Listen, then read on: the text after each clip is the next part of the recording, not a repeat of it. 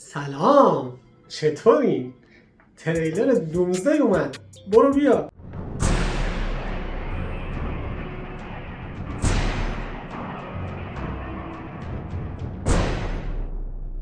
امروز جز 10 آدم خوشحال دنیا. تریلر دومزدی اومده، هیجانم اینجاست. امیدوارم از کادر بزنه بیرون. دلم میخواد با همه در موردش صحبت کنم، ولی ابدا کسی دور و برم نیست که بتونم باهاش صحبت کنم و فقط اومدم پشت دوربین و نوشتم اصلا یه چیزی میشنم. 2 دقیقه تریلر داده، 50 دقیقه میشه توش چیزی در بود. ولی بریم سراغ اصل کار. اول که بیاین تو کامنت با هم حرف بزنیم، بریزین تو کامنت، هر سوالی بپرسین جواب میدم. کلی قراره با هم دیگه حرف بزنیم، هستم تا صبح بیدارم. و فقط 2 تا نکته، یکی تریلر رو زیرنویس کردم اما به محض اینکه توی اینستاگرام آپلودش کردم کپی رایت خورد و چون لحظه‌ای بود، یعنی دیزنی اومده روی اصلا تایتل کپی رایت زده، امکان دیسپیوت هم نداشت و تریلر زیرنویس شده. الان توی تلگرامه، ولی تیزر این ویدیو رو توی اینستا میذارم.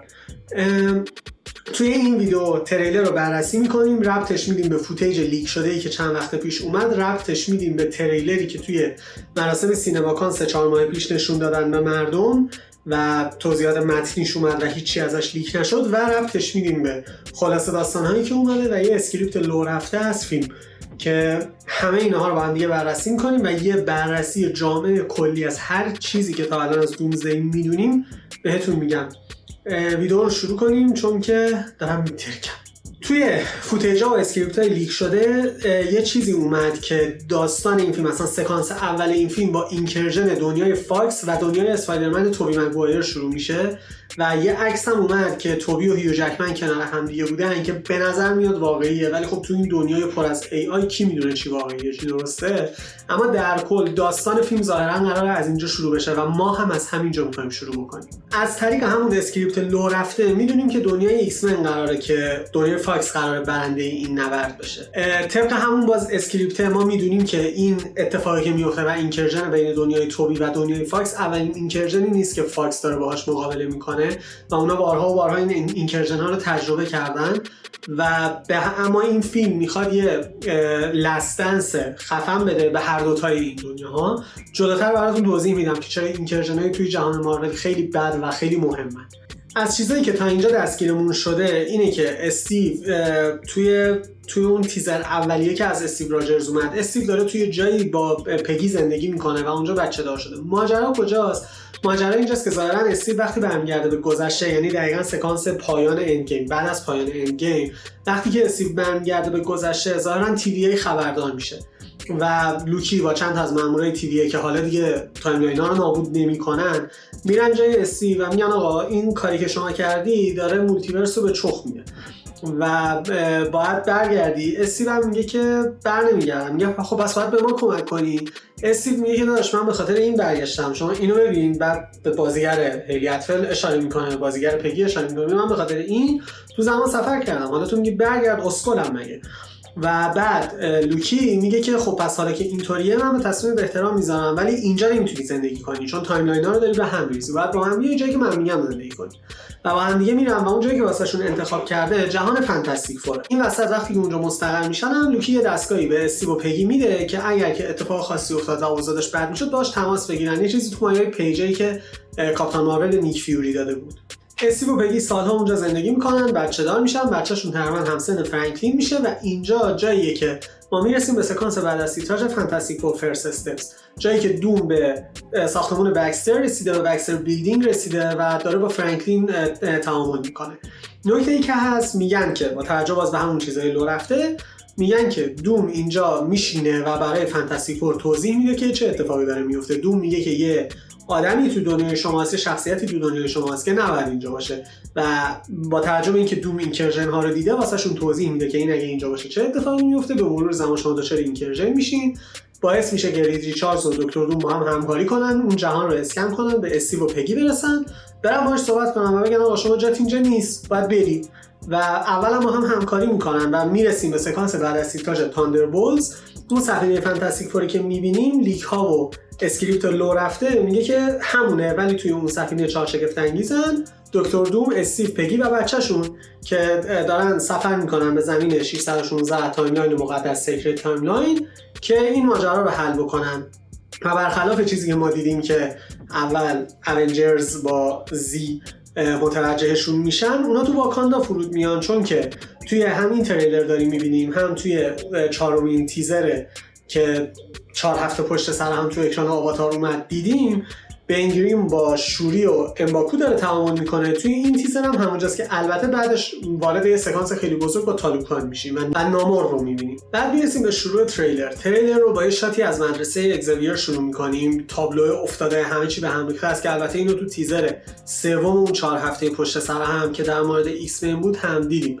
اما نکته‌ای که اینجا هست اینه که دوم به این دنیا حمله کرده و داره اینکرژن اتفاق میفته و پروفسور ایکس رو می‌بینیم که برخلاف خیلی از وقتا وحشت زده داره از پنجره اگزاویر اسکول به بیرون نگاه میکنه و اون نورهای قرمز عجیب غریب هم روش افتاده. وحشت پروفسور ایکس خودش ترسناکه. توی طول این صحنه‌ها ما صدای گویندگی یا نریشن شخصی مونولوگ دوم رو هم میشنویم که از بزرگی اتفاقی که داره میفته صحبت میکنه. و توی باز اون فوتیج لیک شده هم دیدیم که دوم قرار سنتینل ها رو کنترل بکنه و از بزرگترین تهدید ایکس من علیه خودشون استفاده بکنه. سنتینل ها توی فایت دکتر دوم و ایکس من یه جوری دومبات هاشن و کلا ظاهرا جهان فاکس که همین جهان ایکس منیه که الان ما داریم توی این تریلر و توی اون تیزر سوم می‌بینیم، شروع 12 دکتر دومه و جاییه که ماجراهاشو ازش آغاز میکنه. شاید چون دنیای فاکس خیلی در مقابل اینکرژن های مختلفی ایستادگی کرده، دوم فکر میکنه که اونا مثلا دارن جلوی یک سری اتفاقات رو میگیرن و از اونجا شروع میکنه. این چیزایی که لو رفته فیلم در شکل این که به شدت فن سرویسه، به شدت هم تلاش میکنه که فن سرویس نباشه. مثلا طبق یه سری از گزارش‌های معتبر گفته شده که دوم در 90% فیلم ماسکش رو صورتشه، اما صورت RDJ رو نمیبینیم که بخواد فن سرویس بشه و حس نوستالژی رو برانگیخته کنه. و در نهایت توی یه سکانس خیلی مهمی گفته شده که دوم برای اولین بار نقابش رو برمی‌داره و قهرمانا متوجه میشن که چقدر شبیه آیرون منه. فیلم میخواد کاملا به کاراکتر احترام بذاره، یه ظاهر کاملا کامیکی براش ساخته، یه لباس خیلی خیلی خوب واسش ساخته و با توجه به همین گزارش که میگه نقابش رو هم برنمیداره، احترام 100% رو داره واسه کاراکتر فیلمش و میخواد اون به اصطلاح خامه روی کیکو بذاره برای یه صحنه خیلی مهم و از RDJ رونمایی بکنه که به نظرم تصمیم فوق‌العاده درستیه، چون بعدش اثرات اون رونمایی رو میتونیم توی سیکرت وارز ببینیم. همچنین که توسط کوین فایگی امروز تایید شد که سیکرت وارز هم 2 پارت نمیشه و همون یه پارته. البته که نمیدونیم این بین چه فیلمی داریم، چون نمیشه که فیلم نداشته باشیم. قطعا یه فیلمی این وسط داریم، مثلا حتی شایعه شده اونجرز بتل ورلد رو داشته باشیم این وسط که اون خودش میشه پارت 1 سیکرت وارز، اما کوین فایگی تایید کرده که خود سیکرت وارز پارت 1 و پارت 2 نداره. در مورد جهان فاکس هم بخوام بهتون بگم، من به مونیکا توی این جهان احتمالاً میگم دلال صلح، چون فکر میکنم با توجه به چیزهایی که جلوتر بهتون میگم، مونیکا کسیه که قراره به ایکس من و اونجرز بفهمونه که شما دشمن هم نیستین، چون توی هر دو تا دنیا زندگی کرده. قطعا همون لحظه‌ای که مونیکا وارد جهان فاکس شده بعد توی سکانس پس از تیتراژ د مارولز دیدیم، قرار نیست همون لحظه هم برگرده و این مدتی اونجا زندگی میکنه و این اینکرژنی که ما بین جهان فاکس و زمین 616 داریم، قطعا مونیکا قراره این وسط صلح برقرار بکنه. بعدم یه سکانس بصری جذاب داریم که از اون آسمون سرخی که پروفسور ایکس خیلی ازش ترسیده و اینکرژن داره اتفاق میفته کات میکنیم به لوگوی قرمز مارول استودیوز که خیلی قشنگ ما رو تهدید به داستان میبره. بعد از اینترو مارول استودیوز برج اونجرز با زد رو میبینیم که والنتینا آلگرا د فونتین توی تاندربولتس اون برج رو تصاحب کرد و بعد نیو اونجرز رو هم مال خودش کرد. حالا چه نیو اونجرز کنترل ول رو دارن چه ول کنترل اونا، به هر حال یه سری تغییر و تحولات اساسی توی برج ایجاد شده و اون لوگوی گنده‌شون هم که توی سکانس بعد تیتراژ تاندربولتس دیدیم روی برج هم اعمال شد. داخل ساختمون هم یه نگاه درست حسابی و کلی به اونجرز جدیدمون داریم. کاپیتان آمریکا رو داریم انتمن رو داریم و دخترش کسی لنگ به بازی کاترین نیوتون که اگر دقت کنیم بلوند هم کرده. حالا قطعا بلوند کردنش ربطی نداره، بگه با دوم مبارزه داریم برام موهام رنگ کنم، احتمالاً به خاطر این بوده که سر صحنه فیلم برداری ردی اور نات 2 بوده و اونجا موهاشو بلوند کرده. بعد توی یه صحنه دیگه چارشگفت انگیز رو داریم که پشت سرشون یه دونه مانیتوره که یه سری توضیحات روشه و دقیقاً توی کامیکا هم رید ریچاردز به همین شکل اینکرژن رو برای بقیه توضیح میداد و کلا رید ریچاردز توضیح دهنده یه سری اتفاقات مهمه، همونطوری که توی دکتر استرنج مولتیورس آف مدنس هم رید ریچاردز داشت اینکرژن ها رو برای دکتر استرنج توضیح میداد. بعد کات میخوریم به واکاندا، تالوکان رو میبینیم، نامور رو میبینیم که اون هم داره توی این ملاقات حضور داره، توی این ملاقاتی که بین فانتاستیک فور و واکاندا داره اتفاق میفته. بعد یه سکانس آشنا میبینیم از تیزر 4 اون 4 هفته که شوری به پشت واسطه، فقط این بار یه راهی بازه جلوش که دو طرفش آبه. به نظر میاد نامور از قدرت خودش استفاده کرده و دریا رو مثل موسی شکافته تا راه این ملاقات باز بشه. و اگر دقت بکنین هرم ها و اینها رو هم پشت سرشون میبینیم که این ماجرا رو کاملا منطقی میکنه. بعد یه شات کاملا جدید از جیمز مارستن میبینیم در نقش سایکلاپس که خدا لعنت کنه فاکسو که ما باید 20 سال خورده‌ای برای همچین شاتی، برای همچین کاستومی و برای همچین نمایش قدرتی ثبت میکردیم و بالاخره ایکس من واقعی ببینیم. این شاته یکم با اون شاتی که توی تیزر سوم ایکس من دیدیم توی اون 4 هفته فرق میکنه و واقعا سایکلاپس فوق‌العاده‌ایه و همین آپتیک بلستی که داره منبع الهام من شده بود برای یه سری از تیشرت ها و یه سری مرچ ایکس من 97 که روی شاپ شاپ گذاشتم که الان دارین تصویرش رو روی صفحه میبینید. میتونید برید از سایت خودم شاپ شاپ خریدش رو بزنید. تقریبا همه چیز رو روی همه چیز چاپ میکنیم. روی سایت خیلی محصولات هست ولی روی پیج هم یه سری محصولاتی هست که به دلیل یه سری محدودیت ها، حالا چه طرحی چه قیمتی، نمیتونیم بذاریم روی سایت. مثلا ما روی پیج گارد موبایل داریم که روی سایت نداریم و خوشحال میشم سر بزنید و خرید بزنید. مثلا مرچ ایکس من 97 رو خودم خیلی دوست دارم. به هر حال بخوایم ویدیو رو ادامه بدیم، من باور دارم به این ماجرا و از اولم تئوری هاشو دادم که این سکانس هایی که ما در جهان فاکس داریم دنباله مستقیم فیلم ایکس من دیز آف فیوچر پسته، چون توی اون فیلم هم ما یه تغییر تایملاین داشتیم. و چرا این رو میگم؟ به خاطری که الان با توجه به این شاتایی که داریم میبینیم ظاهرا مثل سکانس بعد از تیتراژ همون فیلم سایکلاپس الان رهبر ایکس منه و داره راه رو باز میکنه برای اینکه رئیس مدرسه هم بشه. البته طرفدارای کامیک و کامیک خونا میدونن که اسکات سامرز تاریخچه خیلی پیچیده‌ای داره و حتی توی یه بخشی از کامیک‌های اونجرز ورسس ایکس من یه آرک شرورانه رو طی می‌کنه و تهش هم به زندان میفته. پس اصلا عجیب نیست که بخوایم توی این فیلم هم اون روش رو ببینیم، مخصوصا اگر دنباله دیز آف فیوچر پس باشه. اون فریاد نمادین توی تیزر سوم اون 4 هفته که توی این تیزر هم داریم یه شات دیگه ازشو، ادای احترام مستقیم به تیتراژ سریال قدیمی ایکس من، سریال انیمیشنیه و الان ایکس من 97.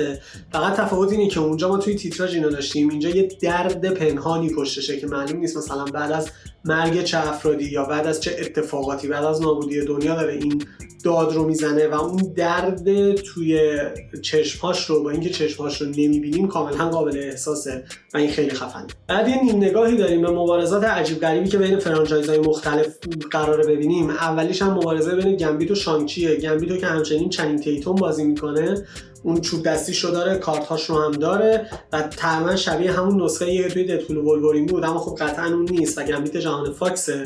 از اون طرف هم شانگچی 10 حلقه‌شو داره که برای من خیلی مهمه و سواله که ببینم چجوری قراره به سکانس بعد از تیتراژ فیلم خودش وصل بشه. کلا قرار مبارزات عجیب غریب و پرآشوبی داشته باشیم و توی سکانس میستیک تقریبا تاییدیه این رو هم می‌بینیم. میستیک خودش رو شبیه یلنا میکنه و با هم مبارزه میکنن و به اینم اشاره بکنم که میستیک هم لباس سفید آیکونیک خودش رو پوشیده و خیلی برای منی که طرفدار ایکس منم جذابه که بعد از این همه سال بالاخره یکی از ساده ترین چیزایی که یه طرفدار میخواد رو داریم میبینیم. از اون طرف هم آلن کامینگ هم توی یه مصاحبه تایید کرده بود که یه سری سکانس توی مبارزه خودش با رید ریچاردز گرفته و همه اینها قراره یه سری مبارزه بین جهانهای مختلف رو بدن. حالا قبل از اینکه کنگ دایناستی کنسل بشه یه تئوری بود که در نهایت همه این ماجراها قراره تو پلات اولیه‌ای که لو رفته بود نوشته بود اینو که بعد از همه این ماجراها قراره همه این قهرمانا با هم تیم بشن برن به مبارزه کنگ ها و بعد در نهایت شکست بخورن و این وصل بشه به سیکرت وارز. حالا من فکر میکنم که تقریبا همین پلات داره دنبال میشه، اما خب دوم خیلی پتانسیل بیشتری از کنگ داره و به خاطر همین خیلی داستان پخته تری ما می‌بینیم. اما بعد از همه اینها به نظر من خط داستانی اصلی این تیزر و تمرکزش روی مبارزه دوم و تور بود، به خاطر اینکه خیلی سکانس‌های عجیب و غریبی از این دوتا دیدیم و شاید حتی آخر این فیلم تور بمیره، چون که ما تایید شده داریم که یه سری مرگ حماسی و عجیب غریب داریم و خود کریس همسورث هم گفته بوده که دوست داره که با یک پایان خیلی حماسی از نقش تور خداحافظی بکنه. حالا نکته کجاست؟ نکته اینجاست که تور در اولین تعاملش با ما توی این فیلم میگه که از اتفاقی که داره میفته میترسه، مردمش دارن میمیرن و هیچ چاره‌ای نداره و داره میترسه. در واقع توی جهان مارول در کامیک ها اینکرژن ترسناک ترین اتفاقیه که میتونه بیفته. برای کسایی که نمیدونن، اینکرژن یا تداخل زمانیه که دو تا زمین مختلف به هم دیگه نزدیک میشن و قراره به هم برخورد بکنن. حالا نکته این نیست که این دوتا به هم برخورد کنن و هر دو نابود بشن. نکته اینه که اگر یکی از این دو دنیا بتونه جلوی برخورد اون دنیای دیگر رو بگیره و زودتر نابودش بکنه، از اینکرژن جلوگیری میکنه و جهانش زنده میمونه. به خاطر همین هر وقت در جهان کامیکای مارول میخواد یک اینکرژنی اتفاق بیفته، دو تا دنیا به هم حمله میکنن تا بالاخره یکیشون نابود بشن و من فکر میکنم که توی این فیلم هم با توجه به گزارشاتی که اومده و با توجه به مبارزاتی که قراره ببینیم قرار همین اتفاق بیفته. مخصوصا جهان فاکس، چون گفته شده که از چندین اینکرژن جون سالم به در بردن، احتمالاً قراره به دو تا دنیای دیگه، یعنی جهان فانتاستیک فور و زمین 616 اصلی ما حمله بکنن تا جلوی اینکرژن رو بگیرن و شاید ثور از همین میترسه و اصلا اینکه مردم هم دارن میمیرن ربطی به دوم نداشته باشه. نکته دیگه که وجود داره اینه که فقط یک بار در کامیک اصلی سیکرت وارز که خیلی هم مهمه، یعنی فقط یک باره ولی خیلی مهمه، مهمترینشه، قهرمانای داستان ما تونستن موقع اینکرژن دنیایی که داشت به زمین دیگه برخورد می‌کرد رو از داخل اون زمین رد کنن و هر دو تا دنیا رو زنده نگه دارن. باید ببینیم که آیا مارول برای سیکرت وارز یا برای پایان این فیلم هم همین قصد رو داره، اما من بعید میدونم. چرا؟ به خاطر اینکه حدود 2 سال قبل مارول بالاخره تونست بجز اسپایدرمن حق پخش تمام فرانچایزها و شخصیت‌هاش رو به دست بیاره و الان هم با سونی رابطه خوبی داره و برای اسپایدرمن هم مشکل خاصی نداره، مادامی که به سونی اجازه بده که از اسپایدرمن و جهانش فیلم بسازه، خودش هم میتونه از اسپایدرمن و جهانش فیلم بسازه و خب این دو تا با هم تداخلی فعلا نداشتن و یک توافقیه که ظاهرا سونی داره انیمیشن میسازه و مارول داره فیلم میسازه و خیلی اتفاق خاصی نمیفته. بنابراین من فکر میکنم که در نهایت دومزدی و سیکرت وارز قراره این برخورده اتفاق بیفته، همه نابود بشن و مارول همونایی که میخواد رو نگه داره و اون سافت ریبوتی که سالها قبل شایع شده بود رو انجام بده، چون لازم هم هست. برای این همه بازیگر رو نمیشه مثلا 20 سال دیگه نگه داشت و داستان‌هاشون رو ادامه داد. بریم تو کامیک اصلی سیکرت وارز یه سری توضیحات بهتون بدم. توی کامیک اصلی سیکرت وارز دوم از بیوندرز با خبر میشه و این بیوندرز ها با اون بیاندری که ما میدونیم فرق میکنن. موجوداتی خداگونه که خارج از مولتیورس وجود دارن. اونا این دنیا رو به عنوان آزمایش خلق کردن، اما در نهایت تصمیم میگیرن که بهش پایان بدن. برای این کار اونا مولکولمن رو توی هر زمین یه نسخه‌اش رو قرار میدن و اون یه موجود نکسوس قدرتمنده که اساساً توی تمام واقعیت‌ها حضور داره. هدف چی بود؟ هدف این بود که بعداً از هر مولکولمن به عنوان یه بمب جنبشی استفاده کنن که اون زمینی که میخوان نابود کنن رو نابود کنه و به طور همزمان کل مولتیورسش رو هم از بین ببرن. دوم که اینو میشنوه یه نقشه پیچیده و خیلی طولانی و چند دهه‌ای میکشه تا متوقفشون کنه. اون اسم رابول آلال رو برای خودش انتخاب میکنه که یعنی ویرانگر بزرگ. اون بعد یه دین حول محور خودش میسازه و پیروان مرگباری رو به عنوان قوی‌های سیاه برای خودش استخدام میکنه تا مولکولمن‌های سراسر مولتیورس رو شکار کنن و بکشن. در نهایت اون با پرتاب ارتشی از مولکولمن‌ها به سمت بیوندرز قدرت اونا رو میدوزه و با قدرت‌های خودگونه‌اش از تداخل نهایی جون سالم به در میبره و از بقایای جهان‌های نابود شده بتل ورلد سیکرت وارز رو میسازه. این یه سیاره 40 تیکه است که از واقعیت‌های مختلف ساخته شده. از هر واقعیت یک تیکه برداشته شده. شاید هم یادتون بیاد که چندین سال پیش کانسپت آرت رو رفت و به نظر میرسه که اینو تایید میکنه. روی همین دنیاست که اون واقعیت رو دوباره مینویسه و به عنوان گاد امپرور دوم حکومت میکنه. حالا تئوری که این وسط با توجه به داستان کامیک اصلی وجود داره اینه که آیا قرار کنگ و واریانتاش بشن بیوندرز و دوم قدرت اونا رو بگیره و این اتفاقات بیفته؟ در نهایت هم یه سکانس فوق عجیب می‌بینیم از مبارزه اولیه بین دوم و تور که تور به دوم با نهایت قدرتش حمله میکنه و دوم با 2 تا انگشتش استون بریکر رو میگیره و نمیذاره تور بهش حمله بکنه که این با یه شات این خیلی مهمه که یه تریلر 2 دقیقه‌ای بتونه فقط با یه شات 2 ثانیه‌ای قدرت ویلن و پروتاگونیست اصلیش رو به شما نشون بده و کاملا توی این ماجرا موفق این فیلم و این تریلر. البته که توی کامیک ها دوم یه بار دیگه هم در این سطح خداگونه ظاهر شده، جایی که قدرت بیوندر رو میدوزه و این بیوندر اون بیوندرز ها نیستن.